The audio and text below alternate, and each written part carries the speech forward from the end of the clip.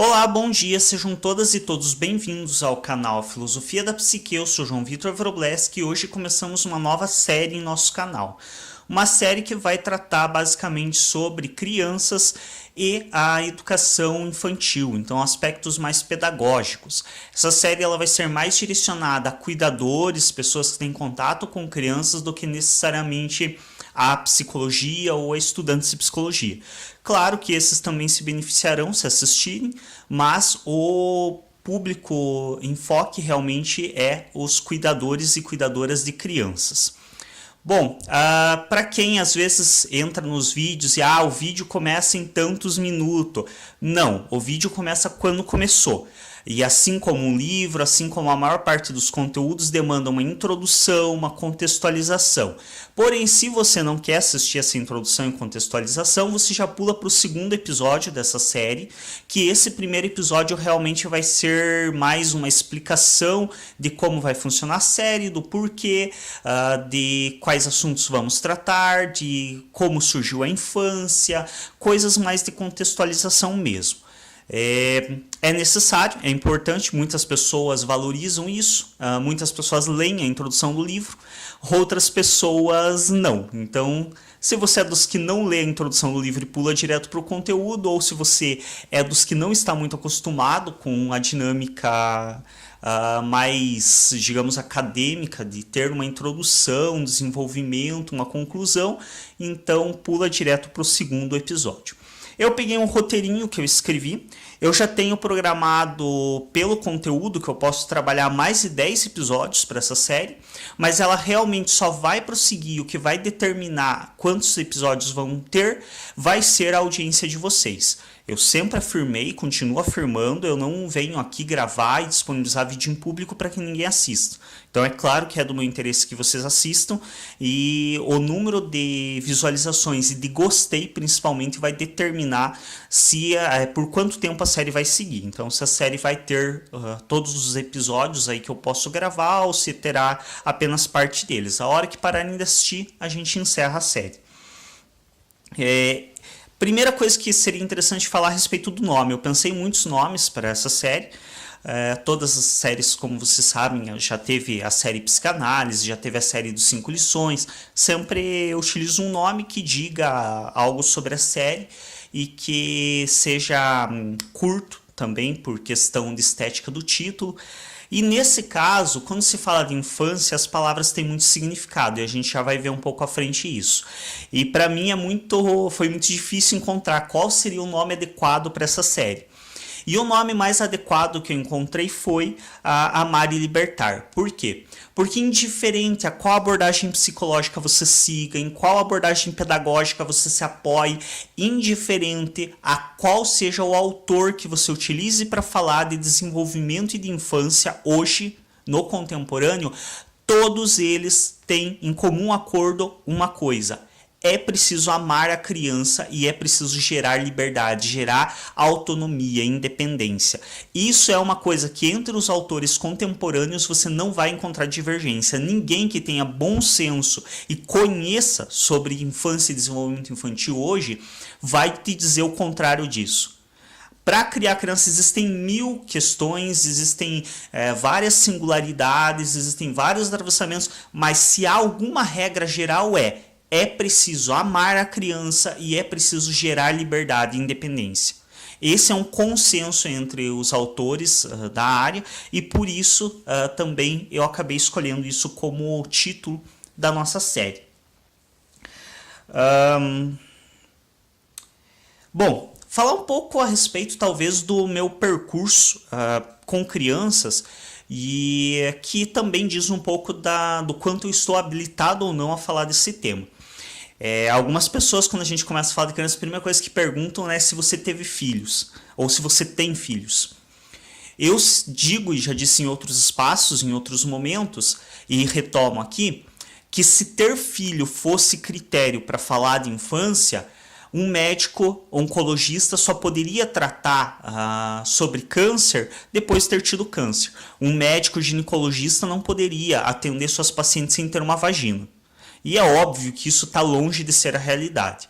Então, nem de longe, o fato de você ter um filho te habilita como cuidador, tanto é que muitas pessoas têm filho e fazem besteira e acabam colocando seus filhos em risco.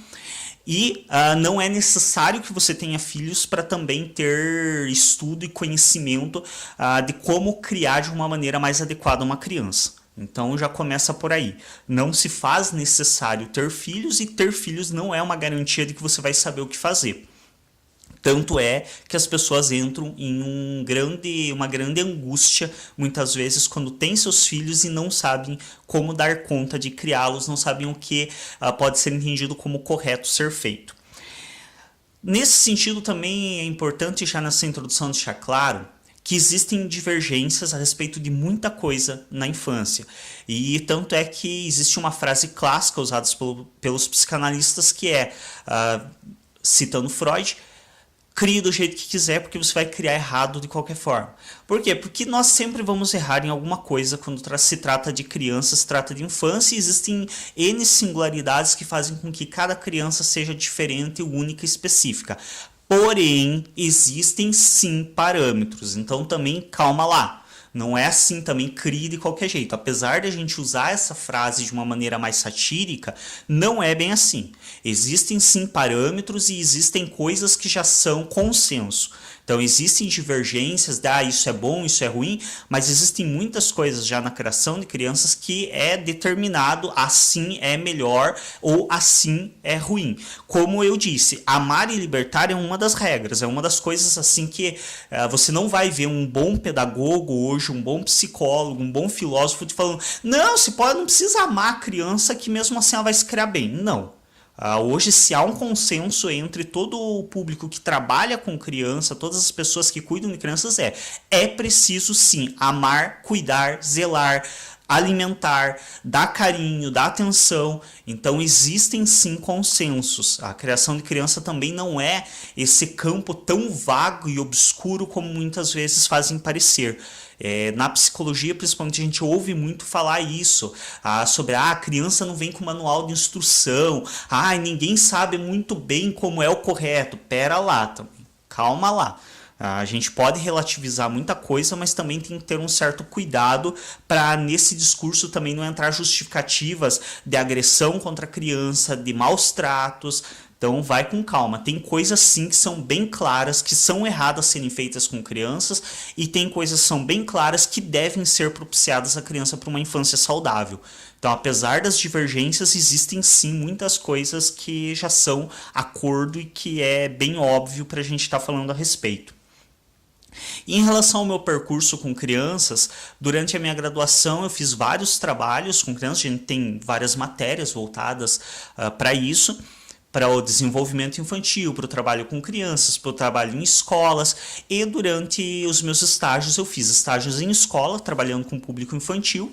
Eu trabalhei com o público infantil tanto pela teoria histórico-cultural, quanto pela comportamental. No 5º ano eu atuei em escola pela comportamental, e em clínica eu atuei pela psicanálise, que é a minha abordagem declaradamente de maior ênfase, que realmente eu sigo como uma visão de mundo. E a nossa série vai estar embasada realmente na abordagem psicanalítica.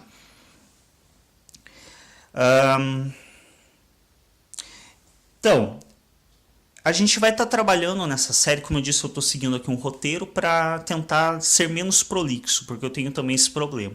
Quem acompanha o nosso trabalho aí sabe que eu costumo me repetir muito algumas vezes, e isso acaba alongando mais do que o necessário o vídeo. Então eu vou tentar seguir um pouco esse roteiro, não vou ficar fixo nele, mas tentar seguir um pouco para não ser tão prolixo. E não ficar dispersando tanto, que também é um hábito meu. Nessa série a gente vai falar mais sobre aspectos pedagógicos mesmo, de criação, de educação, de ensino, de manejo emocional da criança. Não vamos estar falando sobre aspectos clínicos, que fique bem claro isso. Bom, creio que, dadas essas explicações, o nosso próximo passo é estar delimitando o nosso objeto. Então, na ciência, a gente costuma sempre falar que é importante a gente ter clareza sobre o objeto que nós trabalhamos. Nesse caso, nessa série, estaremos trabalhando com o objeto criança. E entenda-se que na ciência, quando se fala em objeto, é no sentido de objetivo, de o que é o material da sua pesquisa. E não como a gente costuma tratar a objetificação ou as coisas inanimadas como objetos. Para a ciência, tudo que seja estudado é objeto. E nesse caso, o nosso objeto, a criança, já começa pelas palavras que a definem. Então, o fato de eu me referir à criança, a infantil, a infanto, a infante, é bastante significativo. E o sentido dessas palavras, ele pode revelar muita coisa sobre a forma como nós nos posicionamos diante da criança. Então, os nomes que são dados a uma determinada fase da vida, ou a um determinado sentimento, a cada coisa, elas são nomeadas de acordo com a mentalidade da época que ela é dado esse nome. E isso nos revela muito em relação à criança. Quando nós pegamos um termo que me é mais de apreço e que nós usamos até hoje, que é de criança, ele vem, por exemplo, do latim criar. E esse criare, ele é o mesmo que dá origem à criação, à criatividade, e é isso que dá origem à criança. Então você veja que quando nós nos referimos à criança, nós estamos nos referindo a um ser criativo, a um ser que demanda uma criação, que demanda um cuidado, que demanda uma atenção. É uma visão de criança ou de ser bem diferente de quando a gente se refere, por exemplo, a um infante, que é o que dá origem à infantil, que é o que dá origem à infância. Quando nós falamos em infante, a etimologia dessa palavra é aquele que não fala. Então aqui a gente já vê esse ser que nós chamamos anteriormente de criança, com a ideia de criação, de criatividade, em uma outra posição. Quando nós nos referimos a esse ser como infante, nós estamos nos referindo a um ser que não tem direito de fala, que não tem a sua voz ouvida. Então isso é muito significativo quando vamos trabalhar com a criança, nos referir à criança. A forma como nos referimos a ela é muito significativa e diz muito a respeito do que nós pensamos e do contexto no qual esse conceito foi criado. Então nós podemos perceber que quando essa referência à criança como infante foi criada, era uma referência que colocava a criança em um lugar muito específico. O lugar daquele que não fala, o lugar daquele que não tem direito de voz, daquele que não opina, daquele que não tem muitas vezes capacidade decisória nem sobre si. E até hoje muitos cuidadores mantêm essa posição.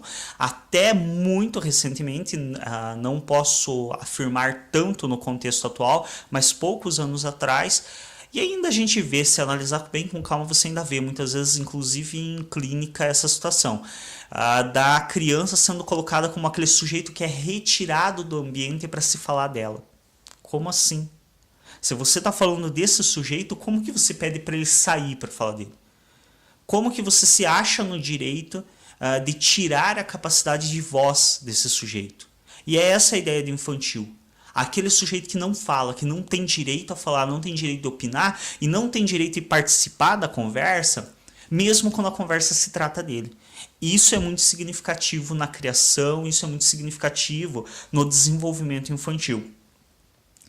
E a própria ideia de infância, e aqui eu vou me referir como infância porque é como é tratado, apesar dessa crítica. Então, comecemos já pela crítica de que infância é um termo talvez não muito adequado para se referir a essa fase da vida humana, mas como nas obras mais antigas vamos encontrar essa referência, eu também a farei, apesar das críticas. A infância, ela é uma constituição social.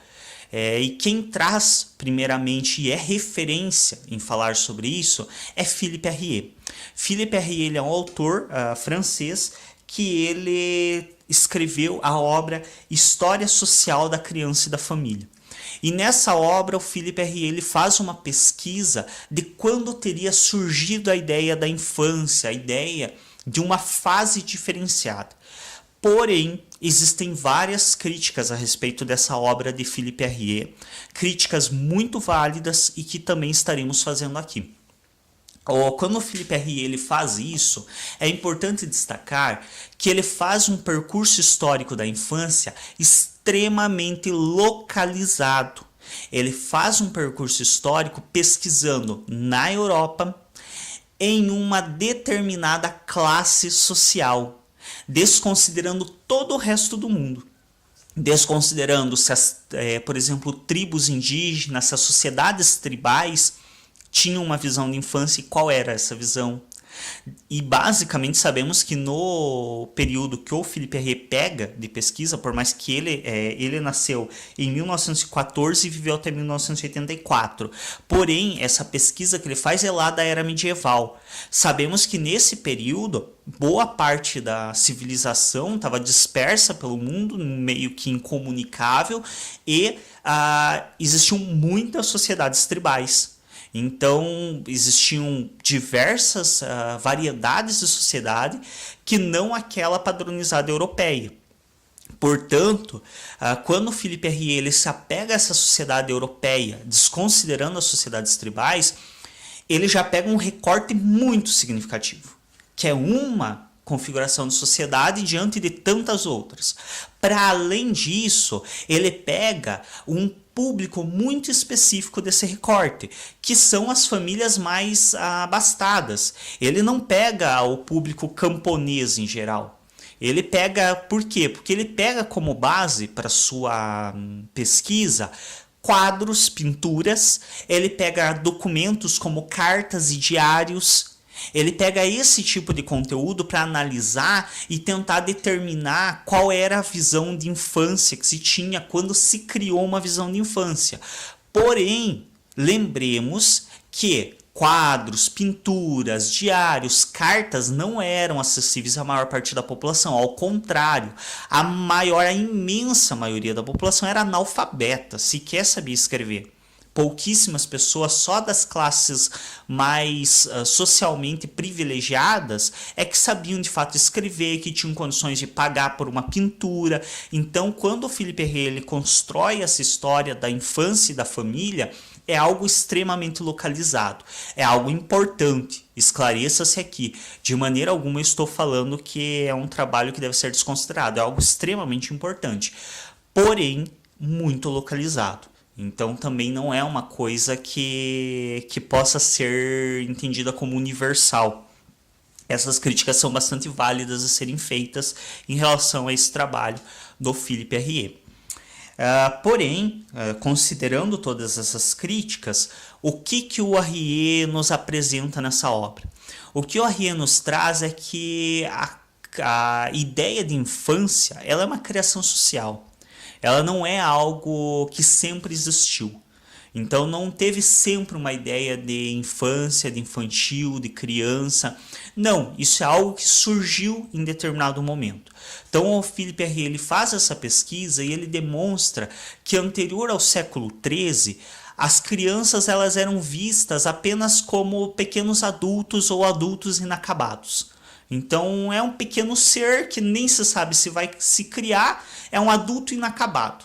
Tem que esperar que esteja finalizado para ser útil para a sociedade, apesar do conceito de sociedade nessa época ser outro, mas apenas como, perdoem aqui o anacronismo, apenas como uma forma de exemplificar melhor. Então é o adulto inacabado que a gente deixa aqui do lado, vê se é que vai se criar, se nenhuma doença vai matar. Lembremos que nessa época anterior ao século XIII, as crianças morriam aos montes, literalmente, as pessoas tinham dezenas de filhos e poucos desses sobreviviam, porque qualquer gripe, qualquer coisa já era causa de morte, as pessoas tinham baixa resistência, as condições sanitárias eram péssimas, as pessoas morriam de diarreia, de desarranjo intestinal, de coisas banais que hoje você trata com um comprimidozinho, com um soro caseiro, você consegue curar. Nessa época as crianças morriam, então era extremamente comum a morte infantil, e nem mesmo era algo tão assombroso. As pessoas até chegavam a tratar, o Philippe Herrier traz isso, inclusive na sua obra, as pessoas chegavam a tratar até com uma certa naturalidade. Tive 10 filhos, mas 8 morreu, só sobreviveu 2.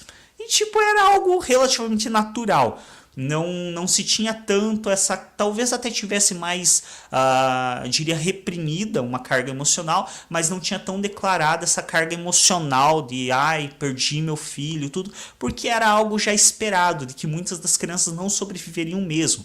Eram tidos como seres mais fracos, que muitas vezes não davam conta dos problemas, das situações e acabavam morrendo mesmo, é isso. Então, nesse sentido, não se tinha essa visão da infância como uma fase que a criança demanda mais cuidados, que é um ser diferente, não apenas no tamanho, mas que é diferente nas necessidades, que é diferente no desenvolvimento. Tudo isso é uma construção social bem posterior, que, segundo a Rie, começa ali por volta do século XIII. É quando se começa a lançar um outro olhar para esse ser e enxergar que, bom, talvez não seja só um adulto inacabado, talvez aí tenha mais coisas, talvez exista um trato diferente de ser dado a esse ser, porque até então as crianças eram tratadas como os adultos, só com aquele certo estranhamento de ser inacabado ainda. Não se tinha uma noção clara nesse período, mesmo quando se começa o desenvolvimento da ideia de infância, não se tinha ainda uma visão muito clara de até onde é criança, onde começa a ser adulto. Essas divisões que hoje nós temos não faziam sentido nessa época. Eu também não me recordo, eu cheguei a ler a obra do Arrier, mas eu não me recordo se ele trabalha com a infância na Grécia Antiga, em outros períodos que também seria interessante estar vendo e pesquisando. Então, como eu disse, é uma visão bastante localizada, preciso ter isso em mente. Bom, e a partir então desse período, ele se começa a ter essa ideia de que esses pequenos humanos precisam de um cuidado específico, precisam de uma atenção diferenciada. E isso, mais tarde, ele acaba ficando ainda mais demarcado e mais evidente, principalmente com o desenvolvimento do capitalismo. Então, o capitalismo, ele viu na criança um público muito específico. Tanto é que até hoje, se você for no mercado e verificar, você vai ver que os produtos mais caros normalmente são infantis. Você pega qual que é o shampoo mais caro? Shampoo para criança. Talco mais caro? Talco infantil. O preço da fralda é lá em cima. Roupas, tem roupas infantis que custam o mesmo preço da roupa adulta, sendo que o material utilizado é muito menor, muito menos quantidade de material é utilizado. Então, o público infantil ele é um público bem específico que gera muita renda para o capitalismo, principalmente porque criança troca de roupa constantemente porque cresce, criança usa fralda inevitavelmente, criança usa muitos produtos de higiene, usa produtos de higiene muito específicos, tem muita pomada contra assadura, muita coisa que é preciso usar e que na vida adulta a maior parte das pessoas não usam. Então, o público infantil ele ficou ainda mais demarcado com o advento do capitalismo. Brinquedos, vários produtos desenvolvidos especificamente para o público infantil. E brinquedos, lembremos, não é uma invenção de agora. Já existiam brinquedos à venda lá na época do Freud, inclusive. O próprio Freud traz os relatos nas suas obras de brinquedos das crianças. A gente pega os psicanalistas da época, eles já descrevem os brinquedos que eles usavam para os atendimentos do público infantil. Então, os brinquedos eles são já de anterior a 1900. Brinquedos que eu digo no sentido fabricados e comercializados, e não brinquedos improvisados, porque sabemos que a criança brinca desde sempre. A diferença é que muito anteriormente ela brincava mais com materiais adultos, com ferramentas, com coisas características do dia a dia dela que ela encontrava para brincar. Posteriormente, muitas crianças também criavam seus próprios brinquedos. Agora, a ideia de brinquedo comercializado em si, mesmo ela já tem muito mais de 100 anos. Então, isso também delimitou muito essa fase infantil. E talvez, inclusive, isso também determinou mais diferenciações, como pré-adolescência, adolescência, porque para cada um desses públicos existem produtos específicos. Então, não tem como deixar de lado a discussão do capitalismo quando se trata de infância de criança. Ahn, bom, mais tarde ainda, a gente tem o surgimento do ECA. Isso também é muito importante trabalharmos. O ECA, ele foi um estatuto da criança e do adolescente que foi criado com o intuito de garantir os direitos da criança e do adolescente e garantir que essa criança e esse adolescente fosse tratado pela lei de uma maneira específica e adequada à sua idade e à sua fragilidade.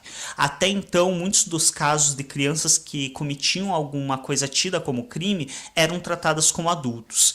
Eu nem anotei para trabalhar aqui porque é um assunto que mexe muito comigo e que eu não tenho disposição para falar, mas quem quiser dar uma pesquisada no porquê que surgiu o ECA e em como que as crianças eram tratadas antes, e vocês vão encontrar dos relatos mais assombrosos e desprezíveis possíveis, de crianças que eram presas por crimes e eram jogadas entre adultos nas cadeias, eram estupradas, eram espancadas e algumas inclusive mortas.